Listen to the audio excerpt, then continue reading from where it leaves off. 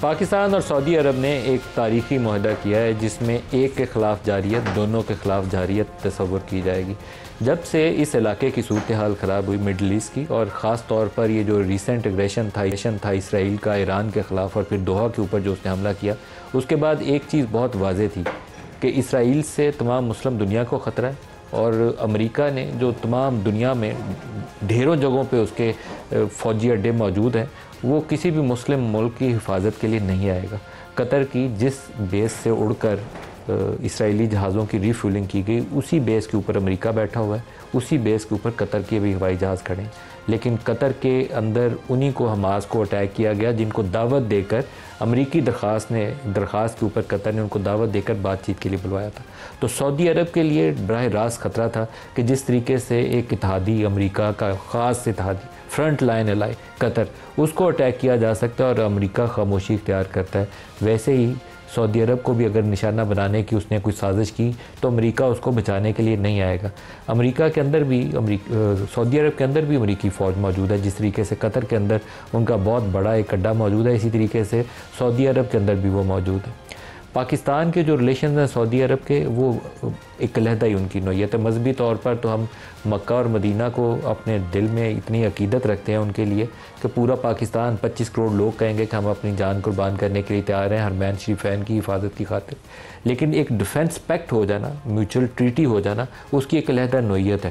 دونوں ملکوں کی فوجیں تعاون کریں گی، اور پاکستان کے اندر وہ کیپیبلٹیز موجود ہیں کہ یہاں پر ڈیفنس انڈسٹری بہت بڑے پیمانے پر کھڑی کی جا سکتی ہے۔ ہمارے پاس JF-17 بنانے کی صلاحیت موجود ہے، میزائل پروگرام ہے، نیوکلیر پاور کنٹری ہے ایک مسلم دنیا کے اندر، دنیا ویسے بھی ورلڈ ایز اے ہول ہماری ایک سٹینڈنگ ہے، ایک طاقت موجود ہے۔ تو اگر سعودی ہماری ڈیفنس انڈسٹریز کے اندر آ کے انویسٹ کرتے ہیں اور پاکستان ان ریٹرن ان کے ڈیفنس کو ایشور کرتا ہے، تو اس سے بہتر ارینجمنٹ ہو نہیں سکتا۔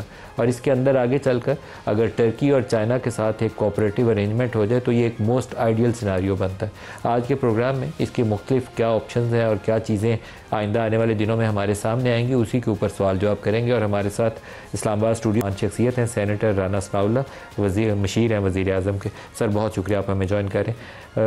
اس کے علاوہ اعزاز چودھری صاحب پاکستان کے سابق سیکرٹری خارجہ ہمارے ساتھ ہیں۔ اعزاز صاحب آپ کو بھی پروگرام میں خوش آمدید کہتا ہوں۔ جنرل طارق رشید معروف ڈیفنس اینالسٹ ہیں، پروگرام میں آگے چلیں گے تو وہ بھی ہمارے ساتھ ہوں گے۔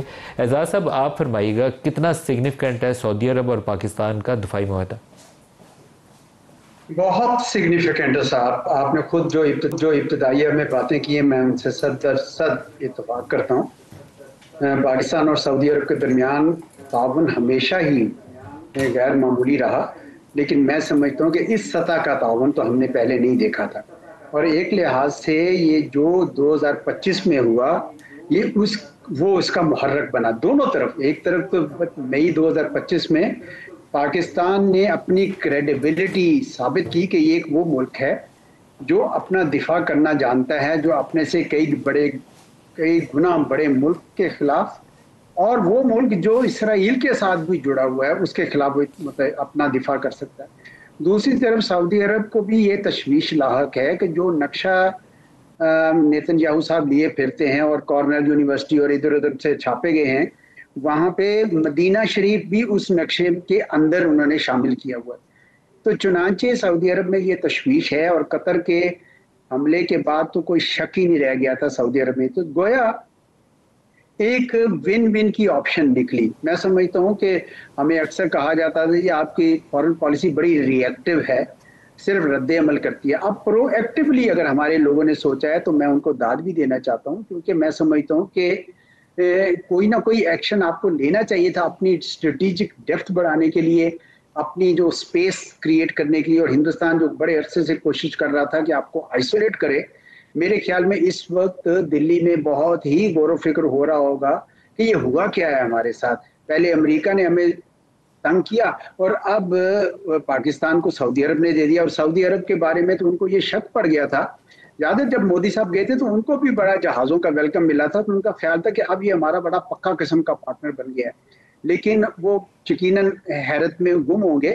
اور ان کو ویسے حیرت ہونی نہیں چاہیے، کیونکہ جو جنگ ہوئی تھی 12 روزہ جنگ جو ایران کے ساتھ ہوئی تھی اسرائیل کی، اس میں یعنی ایران کے ساتھ تو بالکل نہیں کھڑا ہوا تھا نا انڈیا تو اسرائیل کے ساتھ جڑا ہوا تھا. گویا اگر اسرائیل یہاں پہ گلف ریاستوں میں کچھ کرتا ہے تو بھی ہندوستان اسرائیل کے ساتھ کھڑا ہوگا.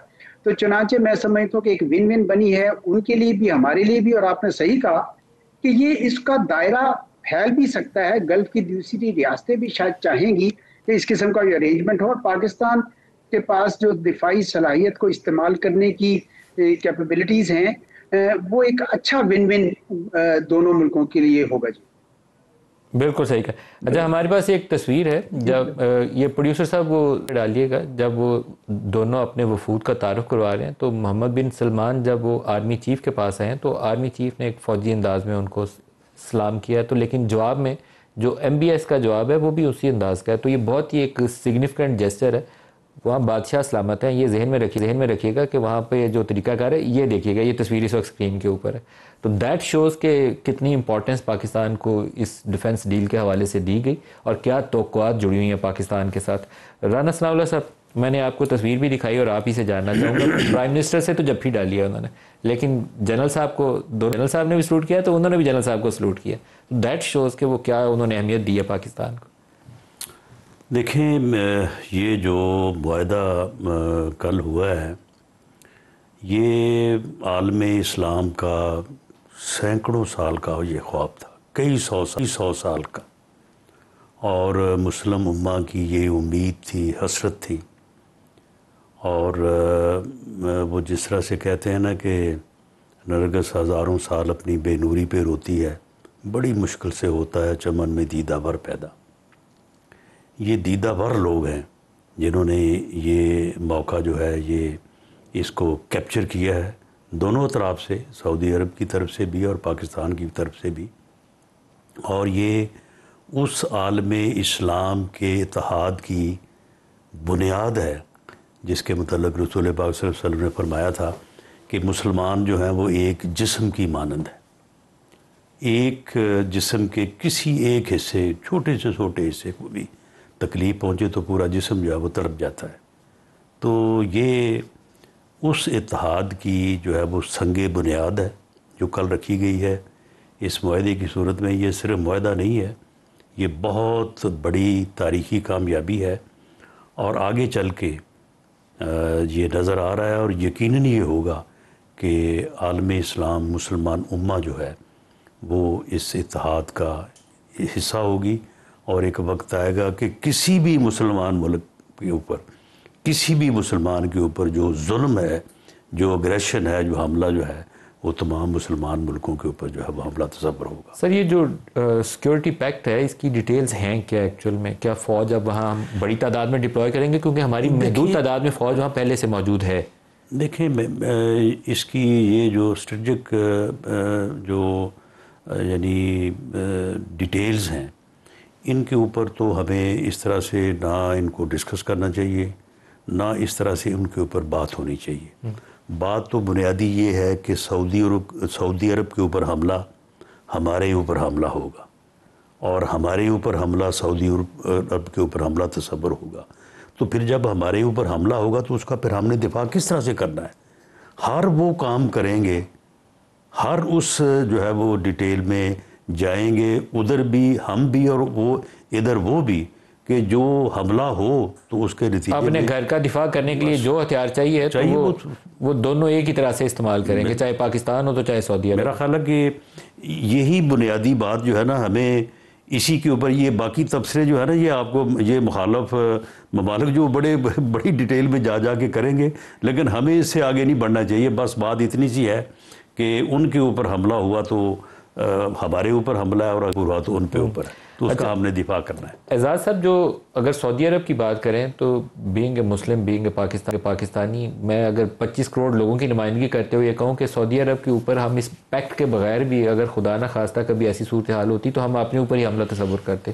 یہ نہیں ہو سکتا کہ مکہ اور مدینہ کی طرف کوئی جائے تو ہم لوگ ساری قوم سکون سے بیٹھیں گے, نہیں بیٹھیں گے. تو لیکن یہ ایگریمنٹ ایک بہت سگنیفیکنٹ اس کے اندر نئی چیزیں ایڈ کر دیتا ہے, نئی ڈائمینشنز ایڈ کر دیتا ہے. آپ الخالد ٹینک بناتے ہیں, یا میزائل سسٹم آپ کے پاس بہت ماڈرن ہے اور وہ بہت لمبی اس کی رینج ہے. پورے گلف ریجن میں اگر جاتے ہیں آپ سیکورٹی ارینجمنٹ کے تحت پورا گلف ریجن آپ کور کر لیتے ہیں. تو اگر سعودی انویسٹمنٹ اس ڈیفنس انڈسٹری کے اندر آنے لگ جائے تو آپ کی پوری ڈیفنس انڈسٹری پورے اس ریجن کو، پورے سینٹرل ایشیا کو، یہاں تک ہماری جو رینج ہے وہ رسائی ہے وہاں تک جا سکتی ہے. توانا بڑی فوج ہے، 8-10 لاکھ کی آپ کے پاس فوج موجود ہے. تو یہ آنے والے چند سال بہت زیادہ اس خطے کی صورتحال تبدیل کریں گے. بہت سگنیفیکنٹ ڈیل ہے. جی میں رانا صاحب کی بات سے اتفاق کرتا ہوں کہ یہ ابھی ایک فریم ورک ایگریمنٹ آیا ہے اور اس کی جو جزیات ہیں وہ ابھی طے ہونی ہیں. یعنی ایکسپرٹس بیٹھیں گے اور آپ کی بات، اس میں جوائنٹ مینوفیکچرنگ اور ڈیفنس اکوپمنٹ بھی ہو سکتا ہے. خدا جانے اس کے علاوہ اور کیا کام کرنا چاہتے ہوں. تو سعودی عرب کو بھی، ان کی بھی اسٹریٹجک ڈیپتھ کافی بڑھے گی ویزاوی اسرائیل. اور یہ میرے خیال میں اسرائیل کو بھی اندازہ ہے اور امریکہ کو بھی اندازہ ہے. تو ابھی میرے خیال میں کچھ بھی یہ کہنا اسپیکولیشن، میں میڈیا میں بھی دیکھ رہا تھا کہ جی جس طرح زلمہ خلیل زاد صاحب نے بیچ میں نیوکلیئر ڈائمنشن لے کر آئے، اور بھی کچھ لوگ اس طرح کی باتیں کر رہے ہیں. میرے خیال میں یہ پری میچور ہے. ابھی ایکسپرٹس دونوں سائڈ کے بیٹھیں گے اور یہ تمام تہیں جو ہیں اس کی وہ طے کی جائیں گی. اس کے حدود و قیود دیکھے جائیں گے اور ان کے اوپر عمل کیا جائے گا. لیکن یہ طے ہے کہ یہ بہت بڑی کمٹمنٹ کر دی ہے ایک دوسرے کے ساتھ. یہ بہت بڑی کمٹمنٹ کر دی ہے. لکیلی سعودی عرب وہ ملک ہے جس کے ساتھ پاکستان کو کبھی بھی کوئی شکایت نہیں رہی، اور میرے خیال میں وہاں پہ بھی اسی قسم کا تاثر ہے. تو چنانچہ اس کی آگے سے کیا جہتیں لیتے ہیں، کدھر معاملہ آگے لے کر جاتا ہے، یہ تو ابھی سارے ایکسپرٹس بیٹھ کے کریں گے. لیکن جو اوور آل ٹیمپو بنایا ہے ہم نے، وہ یقیناً بہت سارے ملکوں کو بڑا پریشانی کر دے گا، خصوصاً اسرائیل کو اور انڈیا کو. کیونکہ اسرائیل کے خلاف سعودی عرب کو اسٹریٹجک ڈیپتھ ملی ہے اور انڈیا کے خلاف پاکستان کو اسٹریٹجک ڈیپتھ ملی ہے. ون ون آپشن آئی ہے. میں تو کہتا ہوں کہ یہ بہت بڑا. جب رانا صاحب کا جو تھا نا کہ جی پوری مسلم دنیا کا، اس کے اوپر میں ویسے کچھ عرض کروں کہ جب عالمی نظام ٹوٹ پھوٹ کا شکار ہو تو پھر منی لیٹرلزم آ جاتا ہے. یہ چھوٹے چھوٹے گروپس بنتے ہیں. بڑے گروپ جو ہے نا، جس طرح اقوام متحدہ میں سب 193 ممبر ہیں، وہ کچھ بھی چیز پہ اتفاق نہیں ہو پاتا. اسی طریقے سے ابھی چند دن پہلے مسلم ورلڈ ساری ملی، پتہ نہیں کتنے 40+ کتنے ملے تھے، کچھ بھی نہیں مان سکے، کسی چیز پہ بھی نہیں کر سکے. یہ جو چھوٹے چھوٹے گروپس میں سب کچھ جو بھی ہوگا سو ہوگا. تو میں سمجھتا ہوں کہ یہ جو معاہدہ ہے یہ زیادہ سے زیادہ اس کی گلف کی ریاستیں اس میں آئیں گی، اور شاید کوئی کولیبوریٹو ارینجمنٹ چائنا اور ٹرکی کے ساتھ. آپ نے بھی ابتدائی، میں مانتا ہوں اس بات کو. اس سے زیادہ میں بڑا نہیں دیکھ رہا اس کو، کیونکہ جب زیادہ بڑا کریں گے نا آپ کو تو اس کی افادیت ختم ہو جائے گی. تو اس وجہ سے میں نہیں سمجھتا ہوں کہ ہمیں اس طرف جانا ہے. جی